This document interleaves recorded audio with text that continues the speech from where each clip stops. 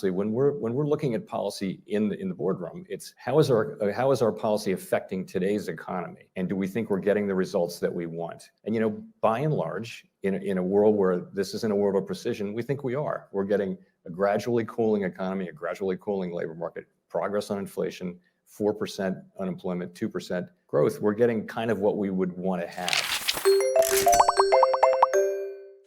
제 영상 보시는 모든 분들 부자 되셨으면 좋겠습니다. 안녕하세요, 부자아빠입니다. 비트코인이 빠르게 반등하지 못하고 옆으로 빠지면서 심심한 움직임을 보여주고 있습니다. 또한 오늘은 시장에 큰 변동성을 줄 수 있는 CPI 발표가 있는 날인데요. CPI는 주요 지표 중 하나라 큰 변동성이 생길 수 있어 걱정인 분들 있으실 것 같습니다. 그래서 미리 예방접종 들어갈게요. 그럼 시작하겠습니다. 먼저 7월 9일 있었던 파월 발언 짚고 넘어갈게요. 이 기사는 파월 상원 증언에 대한 기사인데요. 사실 이 내용은 제가 운영하는 텔레그램에서 먼저 다루었었는데요. 기사 내용을 요약한 이 부분을 보시면 고용 리스크에 대한 언급과 7월 금리 인하는 어렵지만 9월에는 금리 인하의 가능성이 있다고 평가했다고 하죠. 다만 일부는 명확한 신호가 없다고 신중한 입장을 유지했다고 합니다. 그리고 다음날 바로 통화정책 보고서에 대한 증언이 있었는데요. 전날과 반복되는 내용이 있습니다. 즉 금리 인하를 하기 전에 더 긍정적인 경제 및 인플레이션 데이터가 필요하다는 것입니다. 그렇기 때문에 오늘 저녁에 있을 CPI 발표가 굉장히 중요하다고 볼 수 있습니다. 이 CPI 발표는 파월의 발언에서 이야기한 인플레이션 데이터에 해당되는 지표들이라 향후 금리 결정에도 영향을 줄 수 있기 때문에 지속적으로 체크를 하고 넘어가야 됩니다. 소비자 물가 지수는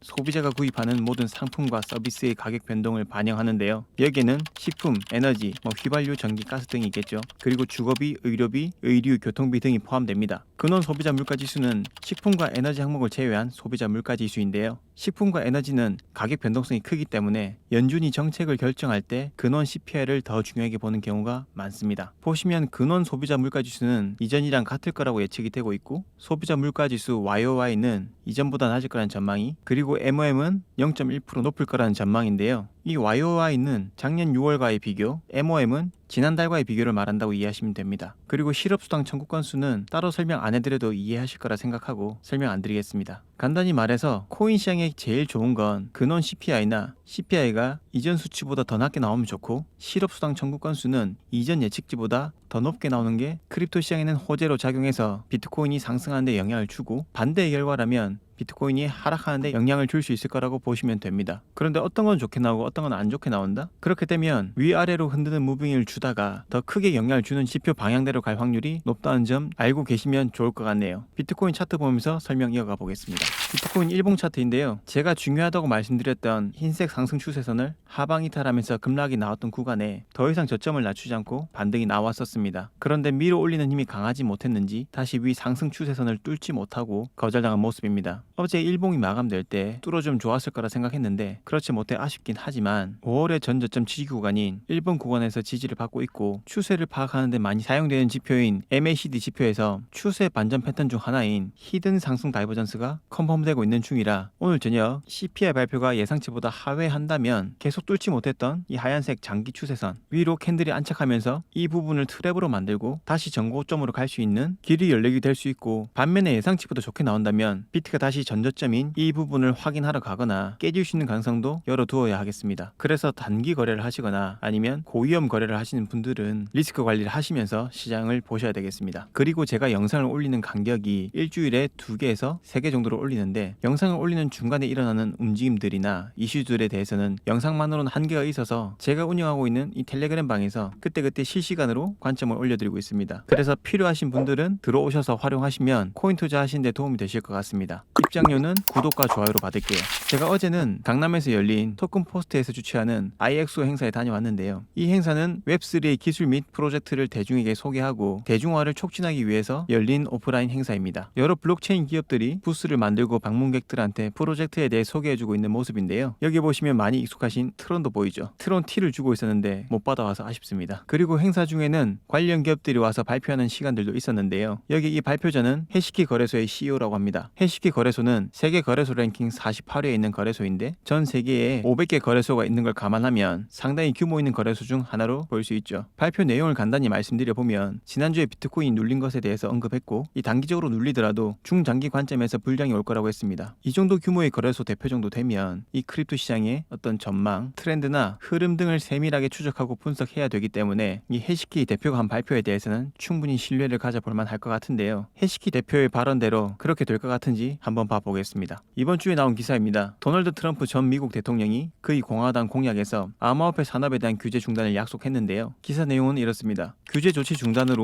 미국이 암호화폐 분야에서 선도적인 역할을 하도록 하겠다고 밝혔습니다. 이러한 공약은 암호화폐 산업의 성장과 혁신을 촉진하겠다는 의지를 보여주는데요. 그렇게 되면 투자자 신뢰를 높여서 자산 수요를 증가시킬 수 있고 기업들도 더 활발하게 혁신을 추진하는 게 가능하고 기술 발전과 시장의 확장을 촉진하는 데 긍정적 영향을 줄 수 있게 됩니다. 그렇게 되면 이 시장은 더 활성화될 수 있겠죠. 그리고 이 자료는 미 공화당 강령인데요. 이 미국 공화당은 1854년에 설립되었는데 현재 미국 정치에서 중요한 역할을 하고 있고 트럼프 전 미국 대통령이 소속되어 있죠. 2024년 공화당 강령에 비트코인 관련 내용을 보시면 모든 미국인이 디지털 자산을 스스로 관리할 수 있는 권리를 보장하고 비트코인을 채굴할 권리를 옹호하는 내용이 포함되어 있습니다. 이 내용은 미국이 크립토 시장의 주도권을 공고히 함과 동시에 시장의 파이가 커질 수 있는 가능성을 보일 수 있는 내용인 것 같네요. 앞으로 장이 좋아질 수 있는 가능성에 대해서는 온체인 데이터에서도 확인할 수 있는데요. 이 차트는 비트코인 온체인 데이터를 기반으로 트레이더들이 거래로 얼마나 수익을 받는지 손실을 받는지 알 수 있는 지표입니다. 지난주 하락으로 거의 지난 FTX 사태 때만큼의 손실이 발생했었죠. 그런데 이 구간에서도 보시면 이후에 비트코인이 크게 상승하면서 굉장히 큰 수익을 실현하는 모습들이 관찰되었습니다. 이 구간 뒤에도 마찬가지고요. 그리고 지금 이 구간이죠. 당장이 급격하게 상승을 하진 못해도 어느 정도 시간이 흐른 뒤에는 크게 상승할 수 있을 것 같다는 것에 대한 예측을 해볼 수 있을 것 같습니다. 그리고 크립토 시장에 들어오는 유동성 공급에 큰 영향을 주는 M2 통화량 또한 지속적으로 증가하고 있는데요. 이해를 돕기 위해서 먼저 M2 통화량에 대해 간단히 설명드리고 가겠습니다. M2 통화량이란 경제 내 유동성을 나타내는 중요한 지표 중 하나인데요. M2에는 현금, 수표 발행 계좌, 저축 예금, 단기 예금, 머니마켓 계좌 등 비교적 쉽게 현금으로 전환할 수 있는 자산이 포함됩니다. 이는 중앙은행이 경제 상황을 평가하고 통화 정책을 결정할 때 중요한 기준이 되는 게 M2 통화량인데요. 앞번 상승장 때도 보시면 M2 통화량이 상승했던 시기랑 2021년 대불장이 왔던 시기랑 겹치는 것을 보실 수 있습니다. 그리고 M2 통화량이 감소할 때 하락장도 같이 왔었죠. 그리고 2023년 10월 비트코인이 본격적인 상승을 시작했을 때를 보시면 이 M2 통화량이 증가를 시작했죠. 그리고 이번에 하락했을 때 M2 통화량도 감소한 걸 확인하실 수가 있죠. 이것을 통해서 비트코인 가격과 M2 통화량이 얼마나 밀접한 관련이 있는지를 아실 수 있습니다. 그러면 다가오는 금리 인하와 미국 대선으로 인해 이 M2 통화량의 지속적인 증가가 된다면 비트코인과 크립토 시장의 상승에 큰 영향을 줄 수 있을 것 같습니다. 이 차트는 비트코인의 평균 채굴 비용을 나타낸 차트인데요. 노란색은 비트코인의 가격, 파란색은 비트코인의 평균 채굴 비용, 아래 그래프는 채굴 비용의 변동을 나타냅니다. 채굴 비용이 증가하면 비트코인 가격도 상승하는 경향이 있는데요. 왜냐하면 채굴 비용이 비트코인 공급에 영향을 미치기 때문입니다. 현재 지점을 보시면 비트코인의 평균 채굴 비용이 비트코인 가격보다 높은데요. 이 이야기는 채굴자들이 비트코인을 하나씩 채굴할 때마다 오히려 마이너스란 이야기가 됩니다. 그러면 채굴자들의 입장에서는 채굴을 유지하는 비용을 충당하기 위한 최소한의 매도 말고는 최대한 비트코인을 보유하려고 하겠죠. 그래서 채굴자들에 의한 매도 압박이 줄어들게 되는 겁니다. 그리고 과거에도 보시면 비트코인이 대상승을 하기 전에는 채굴 난이도가 올라가는 경향이 많았습니다. 그리고 지금도 많이 올라가 있는 상태죠. 그래서 이후에 큰 상승이 올 거라는 것에 대한 가능성을 볼 수 있는 부분이 되는 겁니다. 이 지표는 해시리본 압축이라는 지표인데요. 비트코인의 채굴 난이도 변화를 나타내는 지표입니다. 이 지표는 비트코인의 가격 움직임을 예측하는 데 도움이 될 수 있는데요. 이 개념을 쉽게 이해할 수 있도록 몇 가지 중요 포인트를 설명드리자면 비트코인의 채굴 난이도는 네트워크에서 새로운 블록을 찾기 얼마나 어려운지를 나타냅니다. 이 채굴 난이도는 2주마다 조정이 되는데요. 당연한 말이지만 채굴 난이도가 높아지면 채굴이 더 어려워지고 낮아지면 쉬워집니다. 그리고 이 지표가 낮을 때는 보통 가격이 상승하는 경향이 있는데요. 과거에도 보시면 이 자리, 그리고 이 자리, 그리고 이 자리도 마찬가지죠. 이 구간들은 다